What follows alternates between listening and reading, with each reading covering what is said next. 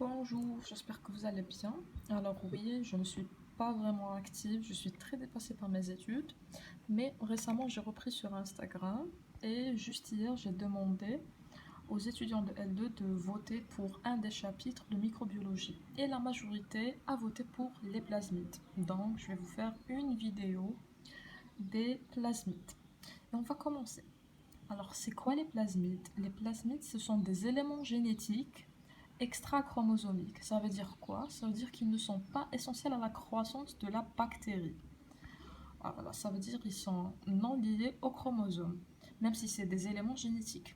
Alors, ils portent des gènes qui leur permettent de se répliquer de manière autonome, qu'on va appeler les réplicants. Ça veut dire qu'ils ont leur propre origine de réplication. Alors, ils font partie des éléments facultatifs car ils portent des gènes non essentiels à la survie des bactéries. Alors, lorsque vous avez fait la structure bactérienne, on vous a mentionné qu'il y a des éléments essentiels à la survie de la bactérie, tels que la paroi, et des éléments non essentiels à la survie de la bactérie, tels que le plasmide. Ça veut dire une bactérie avec plasmide ou sans plasmide, elle survit. Alors, ils portent des gènes apportant un avantage, ça veut dire des caractères métaboliques supplémentaires tels que la virulence, compétition, résistance aux antibiotiques et aux agents chimiques. Euh, alors la différence entre une bactérie qui porte un plasmide et une bactérie qui ne porte pas un plasmide, c'est que la bactérie qui porte un plasmide a des suppléments, a des caractères, des avantages, voilà. Des avantages tels que la virulence, le pouvoir de la compétition, la résistance aux antibiotiques. Alors, un facteur qui caractérise les plasmides, c'est le facteur F pour fertilité. C'est un gène qui permet au plasmide d'être transmis horizontalement. C'est quoi la transmission horizontalement? C'est le fait qu'une cellule donneuse, une cellule va donner son plasmide à une cellule receveuse, qu'on va appeler conjugaison, transmission horizontale ou conjugaison. C'est le fait que deux cellules ne font pas partie de la même espèce, mais qui vont se transmettre le plasmide. Et on va voir ça plus tard. Ça, c'est juste des caractéristiques. Alors, l'épisome, c'est quoi l'épisome? Ce sont des éléments génétiques capables de se répliquer dans l'un des deux états, soit attachés au chromosome de la bactérie, soit libres dans le cytoplasme, ce qu'on va appeler extra-chromosomique. Ça, c'est l'épisome, c'est ce qui va caractériser les plasmides. On a dit tout au début qu'ils sont des éléments extra-chromosomiques. Et là, on parle des deux états. Soit un épisome peut être attaché, intégré au chromosome, ce n'est pas le cas de notre plasmide, soit il est libre dans le cytoplasme extra-chromosomique, c'est le cas de notre plasmide. Alors, structure des plasmides. Il faut savoir que les plasmides, c'est une petite molécule d'ADN bicaténaire, ça veut dire composée de deux brins, circulaire.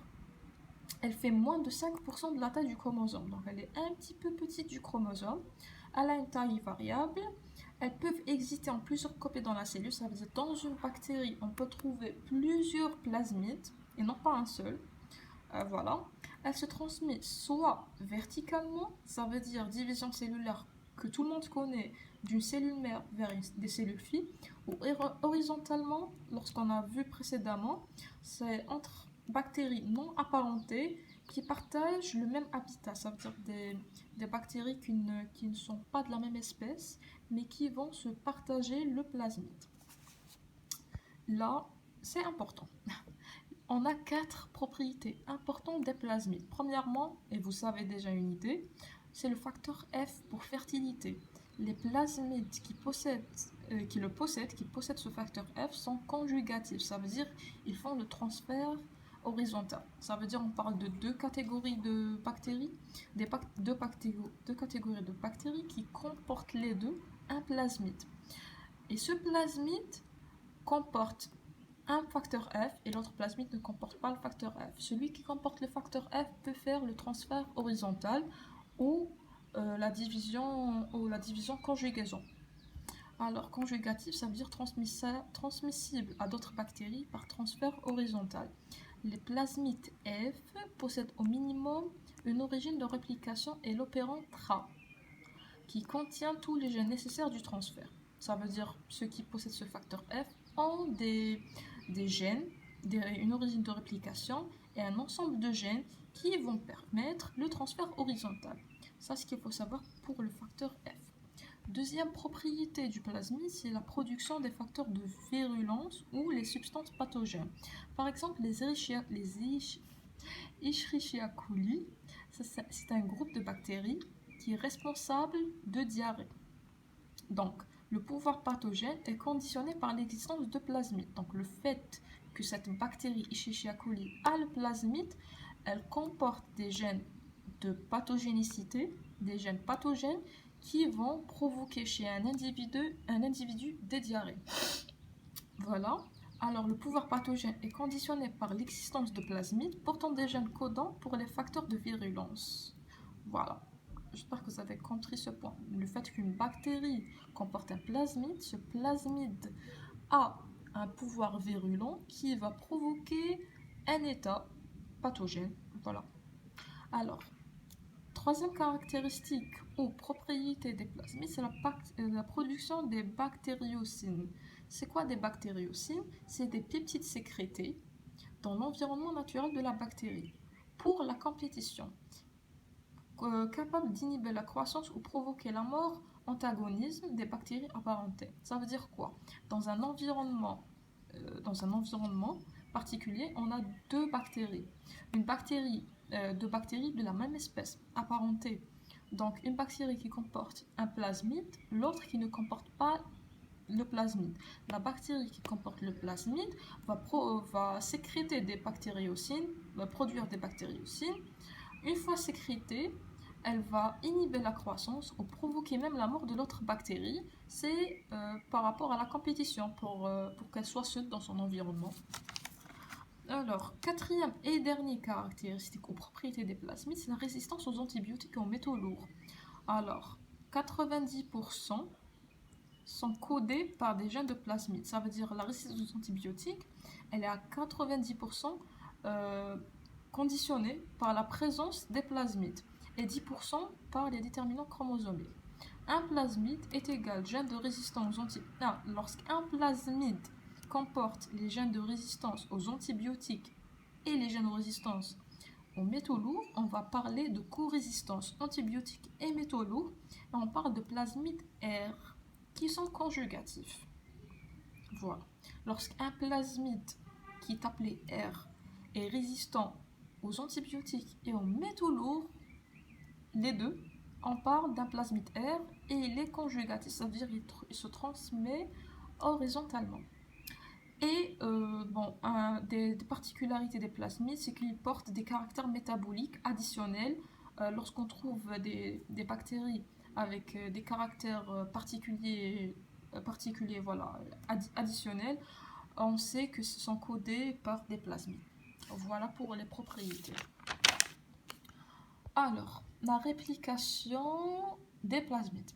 Alors, les plasmides, on a dit que ce sont des réplicants. Pourquoi? Parce que leur réplication est autonome due à la présence d'une origine de réplication ORI, qui est une petite séquence. C'est quoi cette origine de réplication? C'est une petite séquence, un site promoteur d'ADN qui initie le point de départ de la réplication. Genre, dans une séquence, il y a cette origine de réplication, et cette origine de réplication, c'est elle qui va débuter la réplication. Voilà, c'est là le point de départ.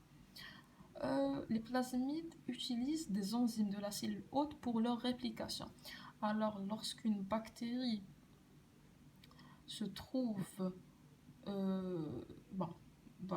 lorsque le plasmide est à l'intérieur d'une bactérie, il va consommer les enzymes présentes dans cette bactérie pour se répliquer. Voilà. Alors, il faut savoir qu'il y a deux modes de réplication des plasmides. La réplication θ, comme pour le chromosome, elle est unie ou bidirectionnelle, ça veut dire dans un seul sens ou dans deux sens.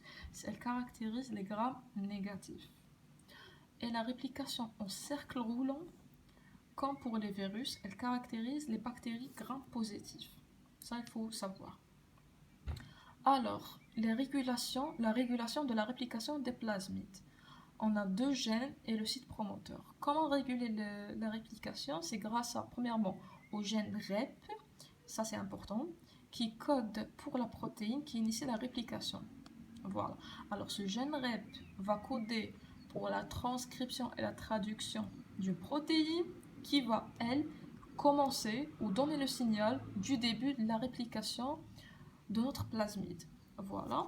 Et le gène COP qui code pour une protéine répressive qui va réprimer le contrôle, qui va réprimer et contrôler le nombre de copies. Ça veut dire à un moment donné, lorsque le plasmide est en train de se répliquer à plusieurs copies, par exemple si le nombre maximal des copies est à 5, lorsqu'on atteint le cinquième plasmide, il y a ce gène COP qui va produire une protéine qui va dire hop, stop, on est à 5, c'est le max, on va plus produire de plasmide. Voilà.